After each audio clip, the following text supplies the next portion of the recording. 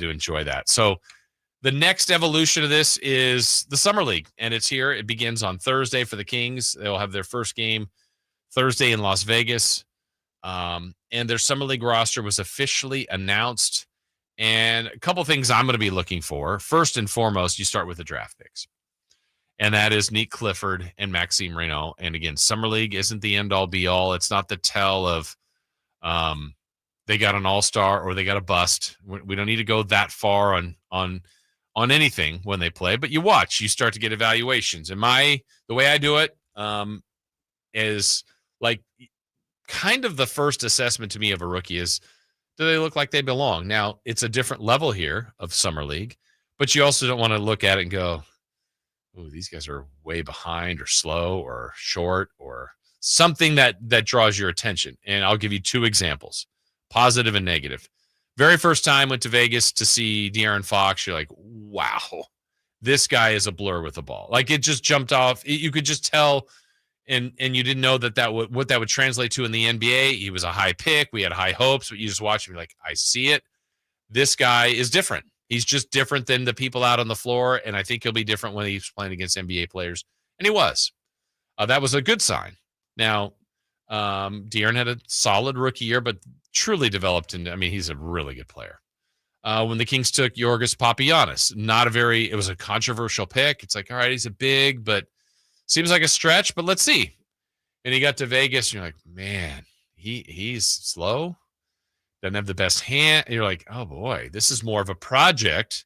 Now, I'm not done with him, but it's more of a project than I thought, and ultimately his career wasn't very long in the NBA. Didn't turn out to be a very good pick. So it's not the end-all, be-all, but you want it to be more like De'Aaron when you go, or this attribute, boy, this guy can shoot, or his first step, or something that stands out. Or bottom line is, this guy fits. So it looks like he can run a team or he's playing well. And I think when we're watching Nick Clifford, I want to see a guy that, to me, seems to have a lot of versatile traits. He's a guy that can play multiple positions. He's a guy that can handle the ball a little bit, but maybe plays more 2 or 3. He's got that size. He's a really good rebounder, can play defense, longer arm. Like, I want to see some of those traits for Nick Clifford. And for Maxime Reynaud, 7'1", he already stood out at the press conference. You're like, wow, okay, this guy's obviously tall, can shoot the ball, can stretch the floor. And when we talked to his college coach, last week, 2 weeks ago from Stanford, he's like, look, I know some of the things that people are talking about is shot blocking. I told him not to. I told him not to go after shots. I needed him on the floor. He was too valuable. It was a thing. It was a trait that he has that it was more coaching than his inability. So I want to see what kind of rim protection he can do as well. So those are things that I will be watching for from those guys. And then it's also the guys that are going to play that we do know already. Like Anthony, I'm really excited that Devin Carter's playing because last year he didn't get a chance to play in the Summer League with his injury. And I want him to be put in all the situations, playing the point, go get 30, go guard, go succeed, go fail. Like there's nothing he can do that in a negative way that, I mean, barring just play terribly, but I want to see him get the reps because if he's going to be a part of the future of this team, he needs more reps, in my opinion. Absolutely. I want to see him get up as many shots as possible. Yeah, no bad shot. Point. Yeah. I want whoever gets the rebound, dump it to him every single time. Treat him like Bam Adebayo during that year that you were talking about. But I want to see that definitely from Devin Carter specifically. From the rookies, I just want, like you said, just like competence. Mm-hmm. I want them to be running.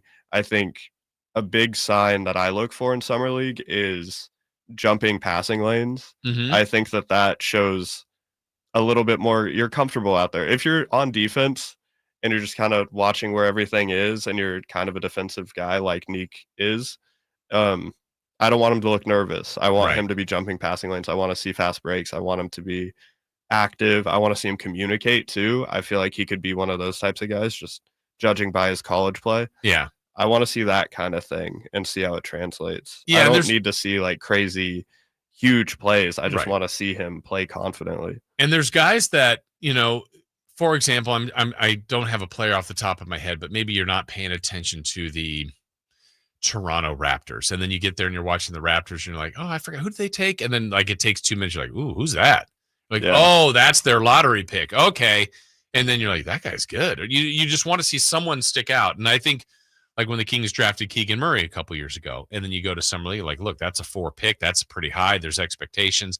You get out there and you're like, and Keegan's not a look at me player by any means, but you go, oh yeah, he's going to be pretty good. He didn't belong there. You're right. Yeah. Second time he was way too good. You're like, this is good. This is good. I mean, even go to last year where they didn't have Carter, and you're like, Keon Ellis is out here. You're like, wow, Keon's still playing in Summer League, but like, he's ready. Like Keon's going to get more minutes, and you can just see it. So that's the stuff in like Isaac Jones. The Kings, kept him around. Like last year, he was one of the guys that I watched. I'm like, yeah, there might be something here. And to Isaac Jones' credit, he kept working between the two-way, playing with the Kings, playing with Stockton, got better. The Kings organization has continued to work with him, and now they are in a spot here where he's back at Summer League. And so it's really, the parallel is to anybody that played sports in high school. Like your freshman year, you feel a certain way. You're like, sophomore year, you're like, I'm just already more comfortable. And your junior, you're like, I got this. Senior, you're like, all right, I'm ready to go.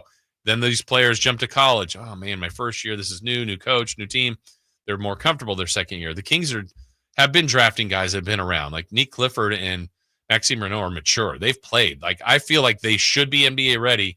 So I don't need them to dominate the Summer League, but I don't want them to disappear. I want them to go out there and you go, yep, that's one of the better players out here. That's one of the better players out here. I think that guy's going to contribute to the Kings this season.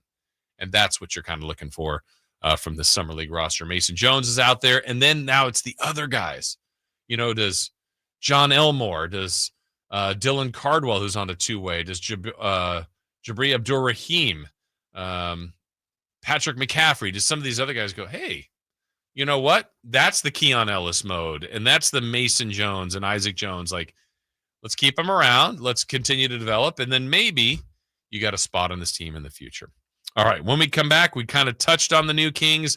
They had a press conference. I was impressed with that. We'll let you hear some of the audio from Scott Perry, Doug Christie, Nick Clifford, Maxime Renaud. That's all coming your way next on Sactown Sports. On the move? Got somewhere to be? Take Sacramento Kings basketball with you.